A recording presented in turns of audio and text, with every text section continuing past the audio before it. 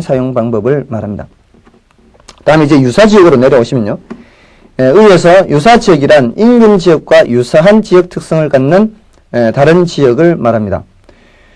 즉 인근 지역과 지리적 위치는 다르나 용도적 기능적으로 유사하여 대체성을 가지면 유사지역이 된다. 따라서 유사지역은 거리의 원근을 말하는 것이 아니다. 이 가까이 있다고 유사지역이고 멀리 있다고 유사지역이 아니고 그게 아닙니다.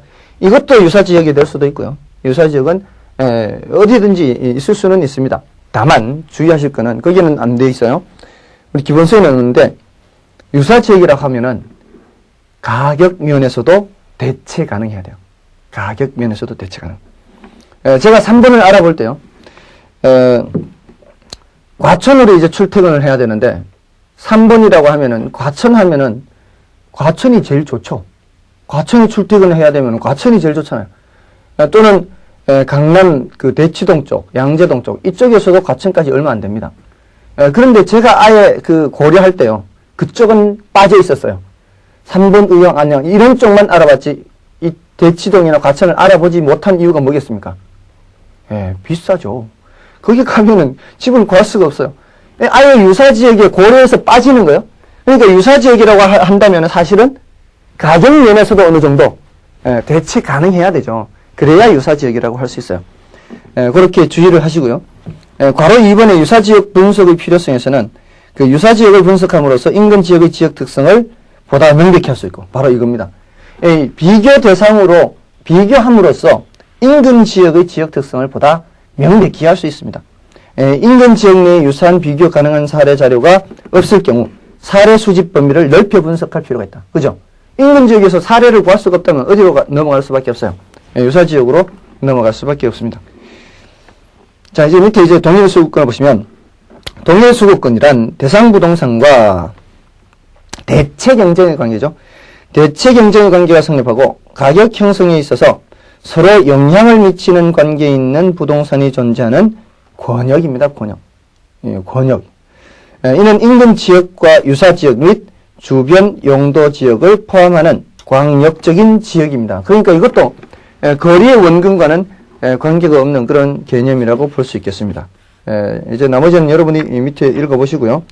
넘어가셔서 588쪽에 보시면 동일수급권의 판정이 있죠.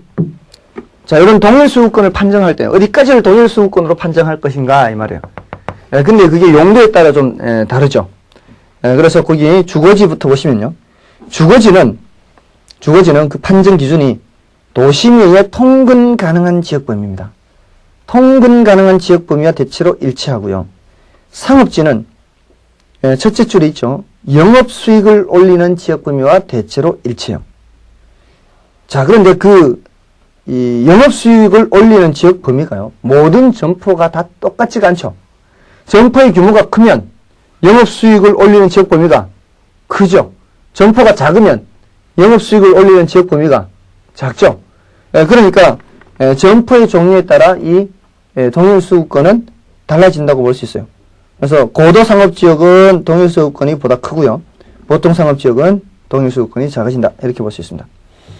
다음에 공업지의 경우에는 생산과 판매에 관한 비용의 경제성에 관하여 대체성을 가지는 지역 범위와 일치합니다. 그리고 여기에서도 마찬가지 공장의 규모가 크면 전국을 대상으로 동일수급권이 될 수 있고요.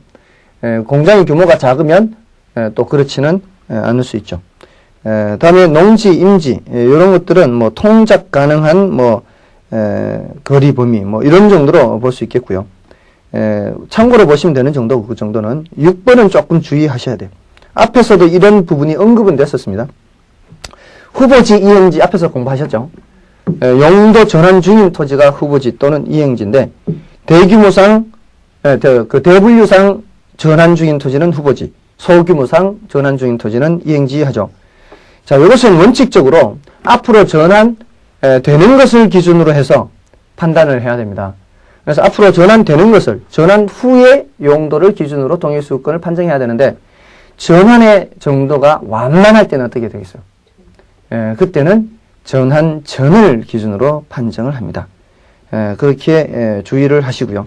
자, 그 16회 시험 문제 예제를 한번 보실까요?